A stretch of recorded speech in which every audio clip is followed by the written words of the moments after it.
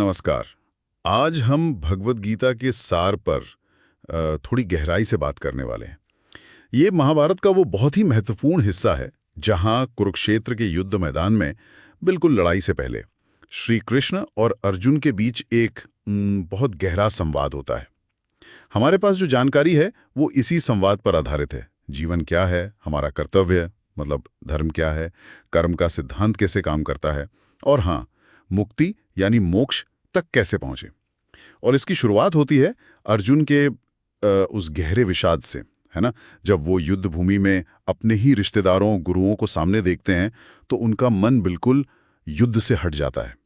तो चलिए समझते हैं कि इस बहुत ही मुश्किल घड़ी में श्री कृष्ण ने अर्जुन को क्या समझाया, क्या रास्ता दिखाया। जी बिल्कुल।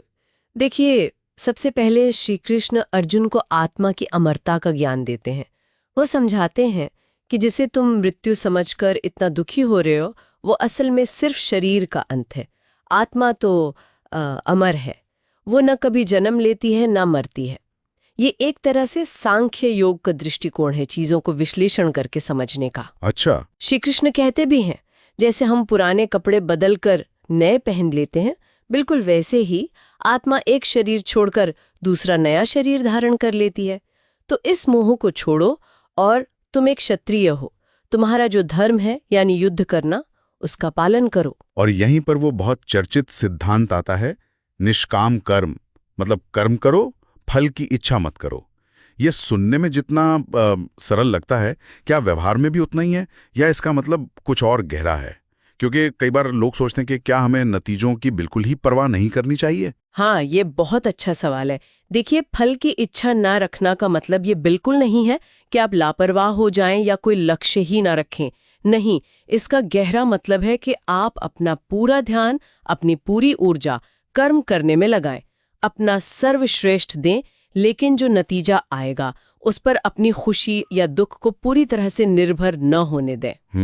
क्योंकि नतीजा तो कई चीजों पर निर्भर करता है, सिर्फ हमारे करने पर नहीं। इसे ही कर्म योग कहते हैं, मतलब कुशलता से और बिना आसक्ति के कर्म करना। और देखा जाए तो आज की जो भागदौड़ वाली जिंदगी है, उसमें ये सिद्धांत तनाव कम करने में और अपने काम पर फोकस बढ़ाने में काफी मददगार हो सकता है। ये तो बहुत दिलचस्प बात है। अच्छा, गीता सिर्फ कर्मयोग की ही बात तो नहीं करती, और भी रास्ते बताती है, सही कहा ना? हाँ बिल्कुल, गीता में ज्ञान योग का भी जिक्र है, मतलब विवेक और ज्ञान के जरिए सत्य को जानना। फिर ध्यान योग है, मन को एकाग्र करके परमात्मा से जुड़ने का अभ्यास। और हाँ, भक्ति योग भी है, ईश्वर के प्रति पूरी श्रद्धा, प्रेम और समर्पण का मार्ग। अच्छा, तो कई रास्ते हैं। जी, गीता ये भी बताती है कि ये जो पूरी प्रकृति है, ये दुनिया, ये 3 गुणों से चलती है: सत्व, रजस और तमस। सत्व यानी संतुलन, पवित्रता, रजस यानी सक्रियता, जुनून, और तमस यानी अंधेरा, जड़ता। ये गुण हमारे विचारों पर, हमारे कर्मों पर, हमारे स्वभाव पर लगातार असर डालते रहते हैं। इनको समझना एक तरह से खुद को और दूसरों को समझने जैसा है। और फिर वो एक बहुत ही नाटकीय क्षण आता है जब श्री कृष्ण अर्जुन को अपना विराट रूप दिखाते हैं। विश्व रूप दर्शन, वो तो अर्जुन के लिए एक बहुत ही जबरदस्त, शायद डराने वाला भी अनुभव रहा होगा। हाँ, निश्चित रूप से। वो विश्वरूप दर्शन अर्जुन के लिए ईश्वर की जो असीमित शक्ति है, उनकी दिव्यता है, उसका एक साक्षात प्रमाण था। उसमें अर्जुन ने सृष्टि का आदि, मध्य, अंत सब कुछ एक साथ श्री कृष्ण में ही देखा।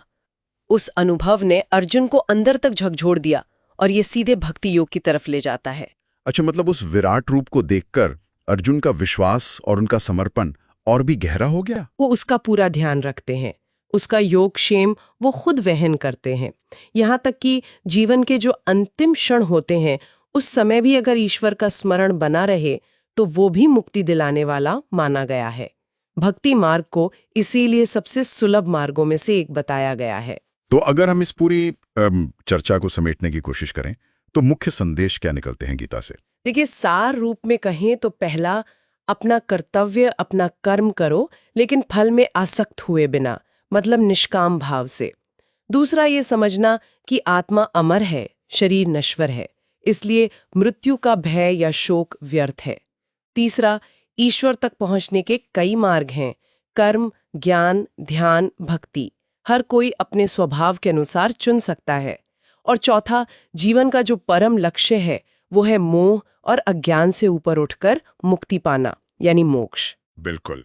जैसा श्री कृष्ण आखिर में अर्जुन से कहते हैं, उठो, मोह त्यागो, अपने धर्म के लिए खड़े हो जाओ, कर्म करो, मैं तुम्हारे साथ हूं। हाँ, और ये सब जानने के बाद एक विचार मन में आता है जिसे शायद हमारे श्रोताओं को भी सोचना चाहिए। आज के इस दौर में जहां इतनी प्रतिस्पर्धा है, सफलता का इतना दबाव है, क्या ये फल की इच्छा किए बिना कर्म करने का आदर्श वाकई व्यवहारिक है? क्या इसे सच में अपने जीवन में उतारा जा सकता है? और अगर हाँ, तो कैसे?